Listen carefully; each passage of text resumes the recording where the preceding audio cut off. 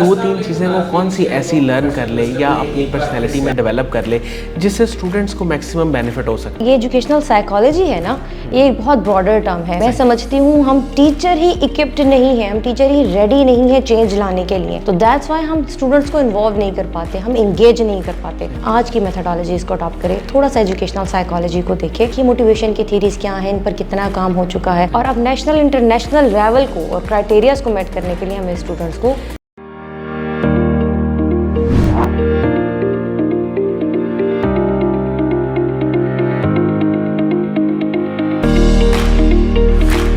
السلام علیکم ناظرین، شیئرنگ آف پروفیشنل وزڈم میں ایک بار پھر سے آپ کو خوش آمدید کہتے ہیں. میں ہوں آپ کا میزبان علی رحمان خالد. ہمیشہ کی طرح ہم ایسے لوگوں کو اپنے پروگرام کا حصہ بناتے ہیں جو آپ کی زندگی میں کوئی ویلیو ایڈ کر سکیں اپنے ایکسپیرینس سے، اپنی لرننگ سے.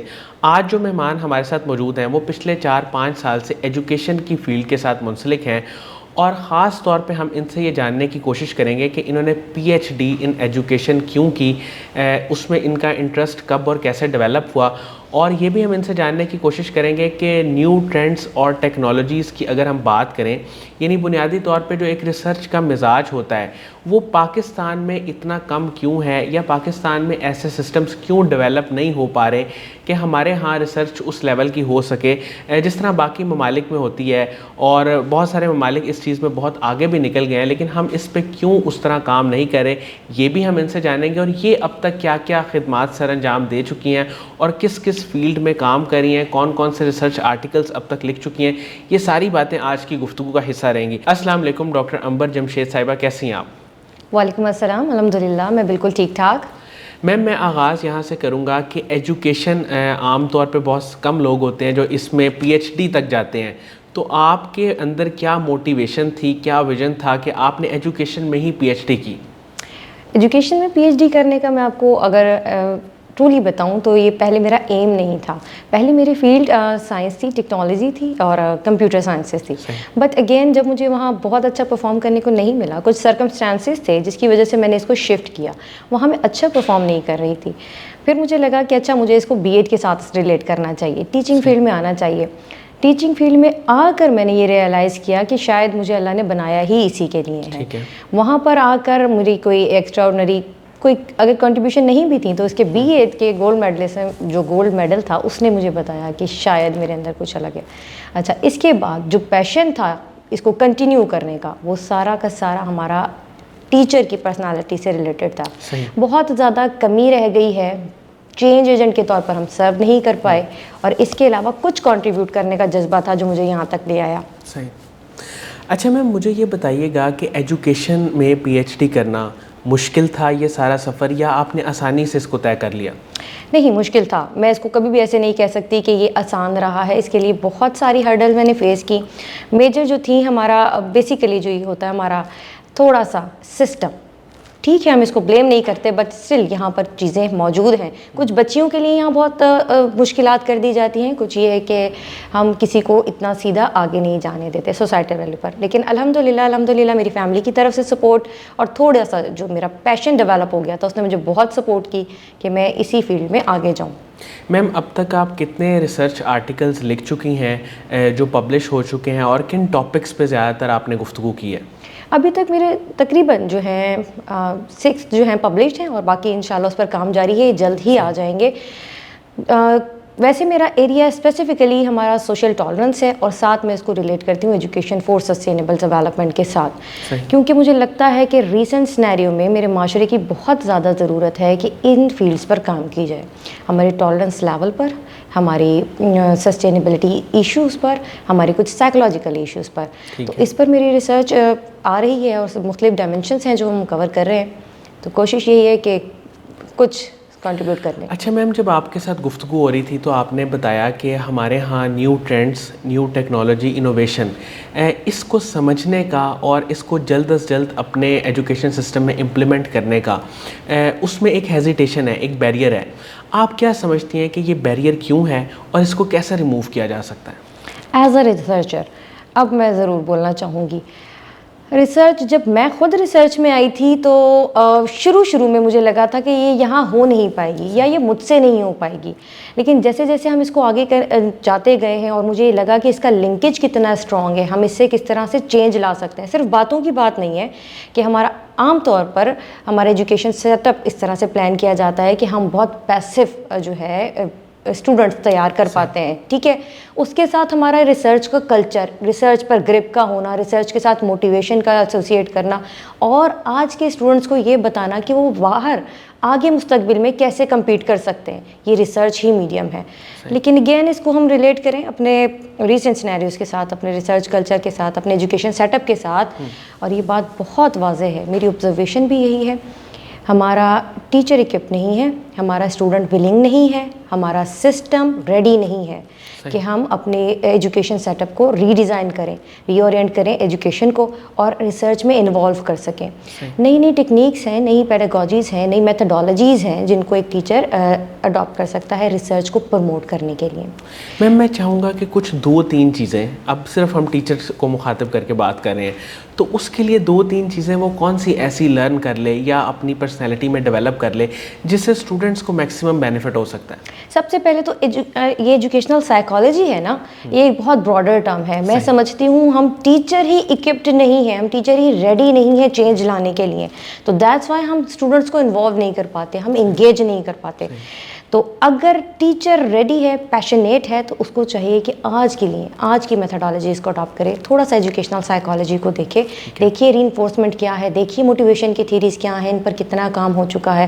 ایز اے ٹیچر اب ہمیں جو ہے تبدیل ہو جانا چاہیے، کیونکہ وقت بہت تیزی سے گزر رہا ہے. وقت کی رفتار کو سمجھتے ہوئے اور اب نیشنل انٹرنیشنل لیول کو اور کرائٹیریاز کو میٹ کرنے کے لیے ہمیں اسٹوڈنٹس کو چینج کرنے کی ضرورت ہے. ایک ٹیچر کے پاس، میم معذرت میں نے درمیان میں بات شروع کر دی، لیکن آپ یہ کہنا چاہ رہی ہیں کہ ایک ٹیچر کو، یہ بڑی ایک پرانی بات بھی ہے کہ ایک ٹیچر کو سائیکالوجسٹ بھی ہونا چاہیے، لیکن کم از کم اس کو بیسک جو چیزیں ہیں بچوں کی سائیکالوجی کا، وہ کس طرح سے انگیج ہوتے ہیں، کس طرح سے وہ چیزوں کو سیکھتے ہیں، لرننگ میتھڈالوجیز، ان چیزوں کو کم از کم 2-3 سکلز کو وہ سیکھ لے، تاکہ جب وہ کمیونیکیٹ کرے، بات کرے، تو وہ کلیئر کٹ ہو اور وہ ان کی سائیکالوجی کے مطابق ہو. 100% یہی سائیکالوجی کے مطابق ہو، ساتھ ان کی انگیجمنٹ انشور کی جا سکے. اب پیسو لرننگ کا دور گیا ہے، تو اب ہمیں اپنا بھی میڈیم شفٹ کرنا ہوگا ایز اے ٹیچر. سب سے پہلے تو رسپانسبلٹی سمجھنی پڑے گی، اور دوسری بات یہ کہ ایز اے ریسرچر اب میں آپ کے ساتھ ضرور کنٹریبیوٹ کرنا چاہوں گی کہ اس میں صرف غلطی ہمارے سسٹم کی نہیں ہے، انڈیویجولی بھی ہمیں تھوڑی سی ذمہ داری جو ہے قبول کرنی پڑے گی کہ ہم نے خود بھی جہاں ہمارا تھا سرو نہیں کر پائے. اچھا میم، اب ہم اسٹوڈنٹس کے حوالے سے تھوڑی سی بات کریں گے کہ آپ دیکھتی ہیں کہ ایک کلاس میں کچھ اسٹوڈنٹس ہیں جو بہت زیادہ پارٹیسپیٹ کرتے ہیں، بہت زیادہ کہہ لیں کہ ٹیچر کے ساتھ انٹریکٹ کرتے ہیں، وہ زبردستی اس کے ساتھ بات چیت کرتے ہیں، اس سے کویسچنس پوچھتے ہیں، اور کچھ اسٹوڈنٹس ہوتے ہیں جو بالکل انٹریکٹ نہیں کرتے، وہ اپنا ہی کسی نہ کسی چیز میں، کسی گیم میں، موبائل فون میں وہاں پہ مصروف رہتے ہیں، یعنی وہ ملٹی ٹاسکنگ کر رہے ہوتے ہیں. تو مجھے یہ بتائیے گا کہ اسٹوڈنٹس کس طرح اپنے آپ کو ڈیولپ کریں، ان کا مائنڈ سیٹ کیا ہونا چاہیے؟ اسٹوڈنٹ کے پہلے سب سے پہلے یہ جو آپ نے بات کی یہ ہر ٹیچر کو فیس کرنی پڑتی ہے، کیونکہ یہ ڈسٹریبیوشن کا قانون ہے، ہماری نارمل ڈسٹریبیوشن ہی اس طرح سے ہوتی ہے، نارملائزیشن کی، کہ ہمیشہ ہر کلاس میں ہر طرح کی ڈائیورس جو ہے آڈینس بیٹھتی ہے، اسٹوڈنٹس بیٹھتے ہیں. اچھا، ٹیچر کے حوالے سے ابھی آپ نے پوچھنا تھا، تو میں آپ کو شاید ڈفرینٹ پرسپیکٹیو میں بتاتی کہ ہم کن کن میتھڈالوجیز کے ذریعے انہیں انوالو کر سکتے ہیں. اب آپ نے اس کو اسٹوڈنٹ کے پوائنٹ آف ویو سے پوچھا ہے کہ اسٹوڈنٹ کس طرح سے اپنی جو ہے ان ویکنیسز کو اوور کم کر سکتے ہیں. اچھا جی، اگر اسٹوڈنٹ کے لیے یہاں پر باقاعدہ ایک پراپر جس کو کہتے ہیں نا انگیجنگ انوائرمنٹ ہو، تو ضرور ٹیچر اس کی اٹینشن کیچ اپ کر لیتا ہے. اچھا، اگر وہ نہیں کر پا رہا، آئی کیو لیول کا مسئلہ ہے، کوئی ایموشنل اسٹیبلٹی یا پھر کوئی سائیکولوجیکل پرابلم فیس کر رہا ہے، تو اگین پیرنٹس کا اور ٹیچر کی ذمہ داری بنتی ہے کہ وہ آپس میں کنیکٹ کریں اور ریزالو کریں ایشو کو. اسٹوڈنٹس کی اون پر کہ اسٹوڈنٹ کس طرح سے کر سکتے ہیں، پیشن کی کمی ہے، موٹیویشن کی کمی ہے، انگیجمنٹ کی کمی ہے. ہم ریئلائز ہی نہیں کروا پاتے اپنے اسٹوڈنٹ کو کہ آج کا وقت قیمتی کتنا ہے اور یہ لرننگ انوائرمنٹ ان کے لیے کتنا یوزفل ہے. ان کے لیے جسٹ ایک ٹائم پاس کے لیے وہ ہو جاتا ہے. صحیح. اچھا میم، میں یہ بھی آپ سے جاننا چاہوں گا کہ یہ جو گیپس ہیں اوور آل ایجوکیشن سسٹم میں، ظاہر ہے اس میں کریکولم بھی آ جاتا ہے، کریکولم کی ڈیزائننگ بھی آ جاتی ہے کہ ہمارے ہاں معذرت کے ساتھ ہم بہت سارے جو کورسز ہیں نا وہ ایسے ہیں کہ جو پرانے ہی کب سے اب تک چلتے آ رہے ہیں، ہم ان کو اپڈیٹ نہیں کر رہے. ایک تو یہ گیپ ہے. اس طرح جیسے ٹیچرز اور اسٹوڈنٹس کی آپ نے بات کی، ان کے ایٹیچیوڈ کی، ولنگنس کی، بیہیویئر کی، تو یہ جو 2-3 گیپس ہیں ان کو فل کیسے کیا جا سکتا ہے، آپ کیا سمجھتی ہیں؟ By active involvement, by passion development ہم یہ کر سکتے ہیں. یہ ناممکن نہیں تھا. اگر ہم جسٹ ٹیچرز کے اون پر بات کرتے ہیں تو ٹھیک ہے، ٹیچر ٹریننگ میں اب جیسے میں کہتی ہوں، میں نے آبزرو کیا ہے کہ ہم بہت آگے گئے ہیں. الحمدللہ ریولیوشنز آ رہی ہیں، ہم اس کو کور اپ کر رہے ہیں. لیکن یہ اگین ایک ٹیچر کی ذمہ داری نہیں ہوتی، یہ پورا ایجوکیشن سسٹم انوالو ہوتا ہے. اور اسی میں پھر ہمارے ایک فیکٹر آتے ہیں پھر فیملی سے یا بیک گراؤنڈ سے، کہ اسٹوڈنٹ کہاں سے آ رہے ہیں، ان کو کس طرح انگیج کیا جا سکتا ہے، انہیں کس طرح. اب ایک بات آپ سے ویسے ہی ڈسکس کریں گے تو ہم یہ بات نہیں کریں گے کہ جب اسٹوڈنٹ آتا ہی اس مائنڈ سیٹ کے ساتھ ہے کہ مجھے مستقبل میں کوئی نوکری نہیں ملنی، میرے لیے کاروبار کے مواقع نہیں ہیں، مجھے یہاں سے صرف جانا ہی ہے، تو پھر اس کی لرننگ کیا ہوگی، اس کا مائنڈ سیٹ اپ کیا ہوگا اگر وہ کلاس میں اس سیٹ اپ کے ساتھ آتا ہے. فکسڈ مائنڈ سیٹ کے ہاں، ساتھ، فکسڈ مائنڈ سیٹ کے ساتھ آتا ہے کہ یہاں پر میرے لیے اپرچونیٹیز موجود ہی نہیں ہیں. تو پھر اور دوسری بات آپ نے ریلیونس کی تھی کریکولم کی ریلیونس کی. جی ہاں، آئی ٹوٹلی ایگری کہ ہمارا کریکولم ڈیزائننگ، ہماری کریکولم امپلیمنٹیشن فیز یہاں پر، اور پھر ہمارا کریکولم جو ہم آن کلاس لے رہے ہیں، اس میں بہت زیادہ ویریشن ہے، بہت زیادہ تھیوری اور پریکٹس کا گیپ ہے. Out dated curriculum okay, student accept نہیں کرتے کہ یہ نہیں کام. آپ ڈفرینٹ ڈسپلنس پڑھا رہے ہیں، ان ڈسپلنس میں آپ کی کورس آف اسٹڈیز کی ارینجمنٹ یہ بہت میٹر کرتی ہے. پھر اگین ان کا سائیکولوجیکل لیول بہت میٹر کرتا ہے. یہ برج کرنا ہم لوگوں کا کام ہے، ہم ٹیچر کا، اور میرے ساتھ انوالو ایجوکیشنل ایڈمنسٹریشن. اچھا میم، آپ کا جو ایجوکیشنل کیریئر ہے ماشاءاللہ وہ بہت شاندار ہے. آپ نے پی ایچ ڈی بھی کی اور بی ایڈ میں بھی آپ کا گولڈ میڈل تھا. مجھے یہ بتائیے گا کہ آپ کو کوئی اس طرح کے چیلنجز نہیں آئے، آپ ڈی موٹیویٹ نہیں ہوئیں کہ میں آگے جا کے پتہ نہیں کیا کروں گی؟ تھوڑی سی اپنی سٹوری میں چاہوں گا کہ ایز این ایگزامپل آپ شیئر کریں کہ آپ خود کو کیسے موٹیویٹ کرتی تھیں اور آپ کی انسپائریشن کون تھا؟ بہت زیادہ فیکٹرز اس طرح کے تھے، بہت زیادہ باتیں اس طرح سے تھیں جب بار بار ہمیں لگا کہ شاید یہ ہم کر نہیں سکتے یا یہ ہو نہیں پائے گا.